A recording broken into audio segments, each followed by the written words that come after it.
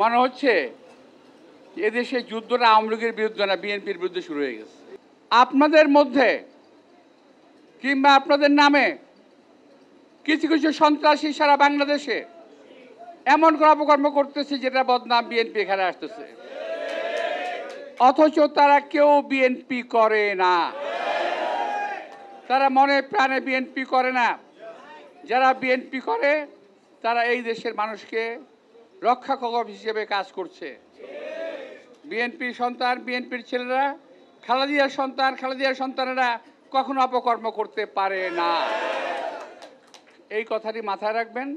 আমার কথা শুনেছেন এখানে, আমি আর ভেঙে বলতে চাই না, কিন্তু মনে রাখবেন যেখানে যা ঘটুক, এক শ্রেণীর আপনারা যারা নাকি সোশ্যাল মিডিয়া ব্যবহার করেন না, ওখানে দেখবেন মনে হচ্ছে এদেশে যুদ্ধটা আওয়ামী লীগের বিরুদ্ধে না, বিএনপির বিরুদ্ধে শুরু হয়ে গেছে এমন মনে হচ্ছে।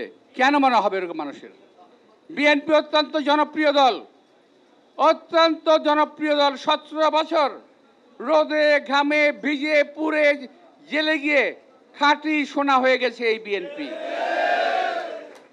অথচ বিএনপিকে দায়িত্ব কেন নিতে হবে? 17 বছর তো আমরা কম কষ্ট করি নাই। আজকে মাটি নরম হয়ে গেছে, গাছ ভেঙে পড়েছে।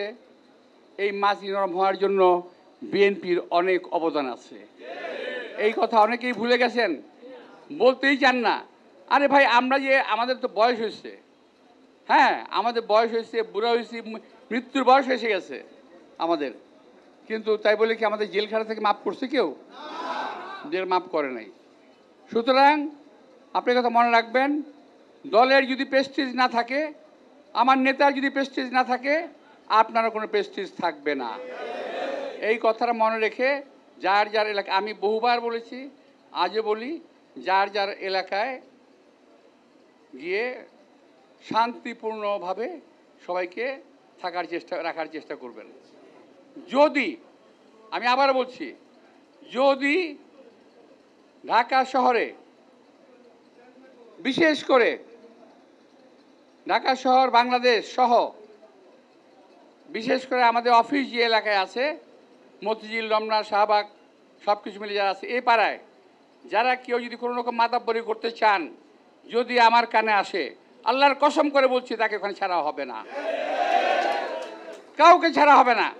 কেউ যদি মনে করেন যে রাজত্ব পেয়ে গেছেন, এটা ঠিক হবে না।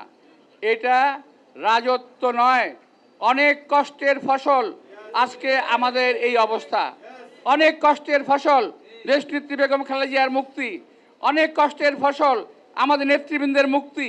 এই কষ্টের ফসল বিফলে যেতে দেওয়া হবে না কতিপয় লোকের জন্য।